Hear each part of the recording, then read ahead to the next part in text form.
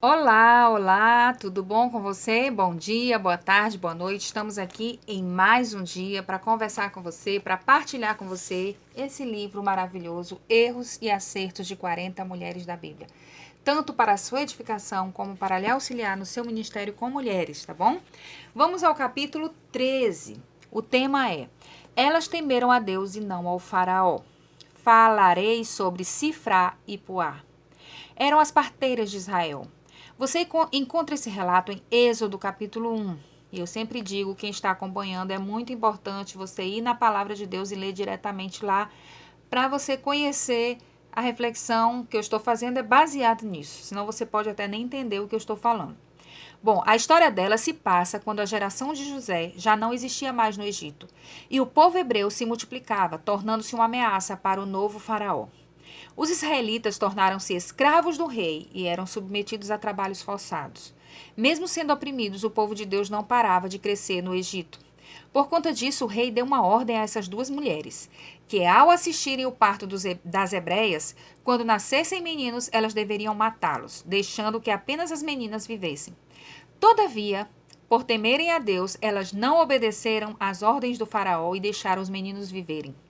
Quando o rei percebeu isso, elas foram confrontadas por ele e a resposta foi que antes que elas chegassem, as mulheres já haviam dado à luz. É incrível como Deus foi bondoso com aquelas corajosas mulheres e as protegeu, o que tornou o povo de Deus mais numeroso e forte. Pelo que consta na história bíblica, aquelas mulheres haviam ajudado a dar à luz muitas crianças, mas elas mesmas não podiam ter filhos ou até nem tinham conseguido formar suas próprias famílias. Mas, por arriscarem a vida em prol do propósito de Deus em fazer crescer seu povo, Deus lhes concedeu que tivessem suas próprias famílias. A Bíblia relata que Faraó teve outro plano, que foi lançar os meninos no Nilo, pois ele não pôde contar com a obediência daquelas mulheres que temiam somente a Deus.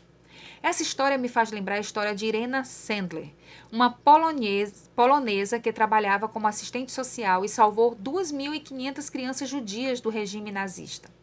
Durante a Segunda Guerra, Irena conseguiu permissão para entrar no gueto de Varsóvia sob o pretexto de fazer limpeza em esgotos. Na saída, ela escondia as crianças em sua caixa de ferramentas e sacos de lixo, levando-as para lares temporários e escondendo sua origem judia. Para lembrar-se do nome real das crianças, Irena anotava os dados em um pedaço de papel e colocava em uma jarra que foi enterrada no quintal. Mulheres como Irena e essas parteiras sabem que não podem impedir que o mal aconteça, mas são corajosas o suficiente para proteger do mal o maior número de pessoas. São mulheres com um grande senso de justiça e que arriscam a vida por uma boa causa. Recentemente ouvi um testemunho de uma assistente social cristã que trabalha num abrigo de crianças em situação de risco e que recebeu ordens de sua coordenadora para organizar e fazer acontecer uma festinha de carnaval no abrigo. Ela se levantou e disse que poderia contar com ela para outras programações, mas essa ela não faria. Aquela profissional cristã teve coragem de argumentar sua decisão e disse que não iria promover uma festa que estimula a prostituição, a bebida alcoólica e o uso de drogas, sendo que essas práticas nas famílias daquelas crianças foram a causa delas estarem em situação de risco. Isso seria um contrassenso. Portanto, ela não só foi dispensada dessa atividade, como a coordenação do abrigo desistiu de fazê-la. Que ousadia! Isso é viver pela fé, sabendo que Deus sempre honra a nossa obediência a Ele. Gosto muito de um versículo que diz: Se Deus é por nós, quem será contra nós? Que estejamos disponíveis como instrumentos de Deus, não cedendo às pressões de pessoas iníquas. Citei exemplos de mulheres de gerações distintas para mostrar que nós podemos fazer a diferença na história de muitas pessoas quando preferimos obedecer a Deus do que aos homens. Quando decidimos agradar mais a Deus do que aos homens, Ele nos recompensará por cada passo de fé e obediência a Ele. Vamos orar? Deus, neste momento eu te peço que o Senhor nos encha de coragem e ousadia para te obedecer diante de desafios tão grandes como aqueles enfrentados pelas parteiras de Israel. Pai amado, o mundo precisa de pessoas que ousem não amar a própria vida para ver a tua vida e a tua salvação manifesta na história. Ao longo dos séculos, tu levantaste mulheres que marcaram as suas gerações e que salvaram muitas vidas. E eu te peço que o Senhor nos levante com esse mesmo propósito. Não queremos uma vida medíocre e egoísta, não queremos trilhar o caminho da vantagem pessoal em detrimento do altruísmo e de fazer coisas nobres. Enche o nosso coração de planos nobres que venham impactar nossa sociedade, que deem frutos eternos, que quebrantem o mais duro coração. Deus eterno, que não tenhamos medo de lhe obedecer, custe o que custar, pois o Senhor honra e recompensa aqueles que lhe obedecem. Queremos orar e dizer: Senhor, conta conosco para a realização dos teus planos em nossa geração, em nossa nação. Estamos aqui, não nos curvamos diante do medo do que o homem pode nos fazer, mas nos fortalecemos na certeza da tua proteção e do teu poder sobre nós, sempre que decidimos fazer algo por alguém que tu desejas salvar.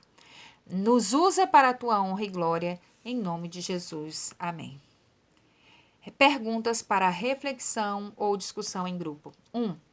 Que características podemos ver nessas duas mulheres que são essenciais para nós hoje?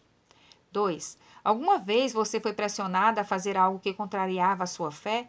O que você decidiu fazer? 3. Falamos de outros exemplos de mulheres ousadas. Você se considera uma mulher ousada em obedecer custe o que custar? Explique sua resposta. 4. Você pode citar exemplos modernos de mulheres de coragem que obedecem a Deus em toda e qualquer circunstância? 5. Em que você foi mais desafiada no conteúdo deste capítulo? 6. Há algo novo que você descobriu após a leitura deste capítulo? O que ele chamou mais atenção? 7. Sozinha ou em grupo, ore pedindo que Deus faça as mudanças que ele deseja fazer em você. Amém? Muito obrigada por ter ficado até aqui. Se esse vídeo lhe edificou, curte, compartilha, deixe o seu comentário. Indica o canal para que outras pessoas também possam ser alcançadas com este conteúdo, tá bom? Deus abençoe.